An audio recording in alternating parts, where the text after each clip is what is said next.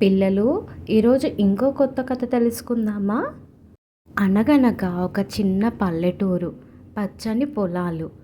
ఆ ఊరిలో రామయ్య అనే రైతు ఉండేవాడు. రామయ్యకి ఒక కొడుకు, తన పేరు రాము.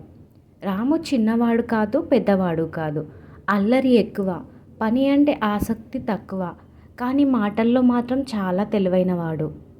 రామయ్య ప్రతిరోజు పొలానికి వెళ్ళి కష్టపడేవాడు. రాముని కూడా వెంట తీసుకెళ్ళేవాడు.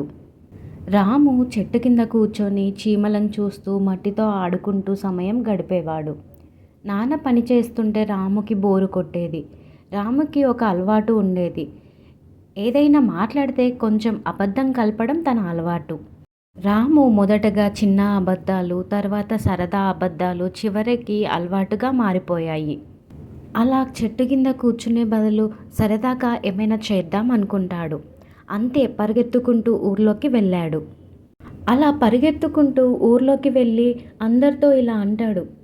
పొలం దగ్గర పులి వచ్చింది, మా నాన్నని తినేస్తుంది, అందరు రండి రండి అని గట్టిగా అరుస్తాడు. అప్పుడు ఊర్లోని వాళ్ళందరూ కర్రలు పట్టుకొని పొలం దగ్గరికి పరిగెడతారు. అందరూ కర్రలు పట్టుకొని పొలం దగ్గరికి వెళ్తారు. కానీ అక్కడ పులి కనిపించదు.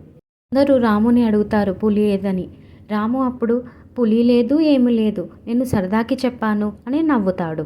రాము, నువ్వు చెప్పింది నిజమనుకొని వచ్చాము, నువ్వు ఇలా అబద్ధాలు చెప్పకూడదు, ఇంకోసారి చెప్తే బాగోదు అని చెప్పేసి గ్రామస్తులు వెళ్ళిపోయారు.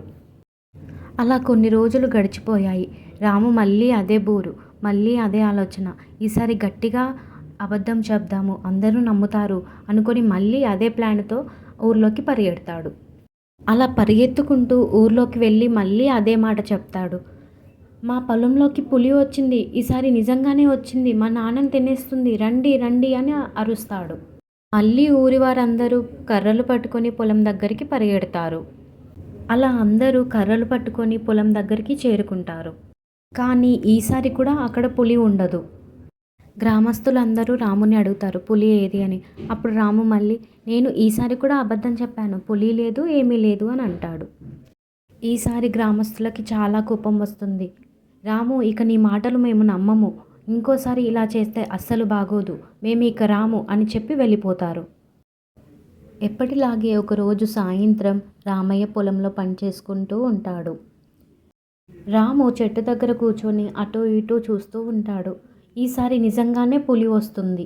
రాము పరిగెత్తుకుంటూ ఊర్లోకి వెళ్తాడు.